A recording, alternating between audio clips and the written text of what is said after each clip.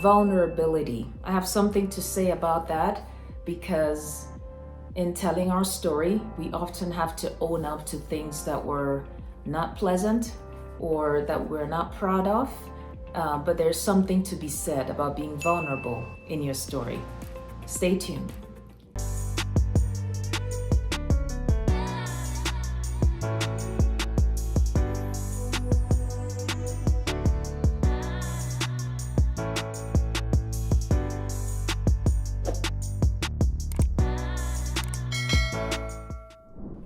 So when I'm talking about vulnerability, we all have things that in retrospect we're not proud of. We wish we could have done differently, but I think there's always a lesson to be learned, and I think there's much to be said about maturity.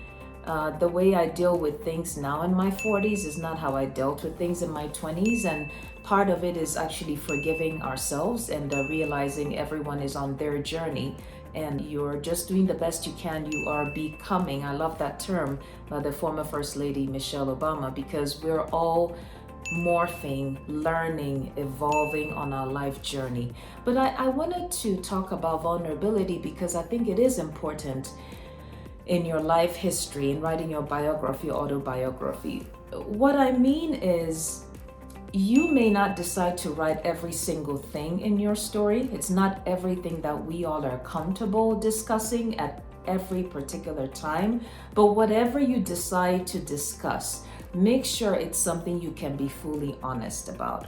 Because people like to see themselves in your story. People like to really have the truth and transparency. If you decide to write about something, take some time to discuss the circumstances leading to a problem, how you dealt with the problem, what impact did it have on you, your health, your well-being, your relationships, your career, how did you struggle with it, and how did you make peace with it or get to a resolution. I think it's really important to dig into the whole of it, instead of sort of skirting over something that gives you an opportunity to reach out to your reader. And that's why I'm really emphasizing this. So whatever you decide to discuss that you're comfortable with, that enabled you to learn something that maybe you were not proud of, you could have done differently, take the time to really explore it. It could be a full chapter as you discuss. Let's say you're writing a chronological account, but you mentioned there was an illness, or there was a relationship that went sour.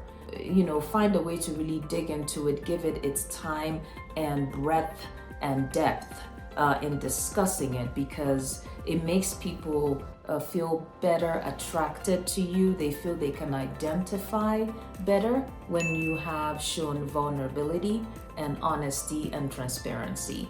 And I think that's really important. Again, it does not have to be everything. It's not everything that all of us are comfortable discussing, but the couple that you choose to discuss because you've reached a place of peace about them, or because you think people can learn from it, then it's really important to go all the way and have full transparency. I'll see you in my next video.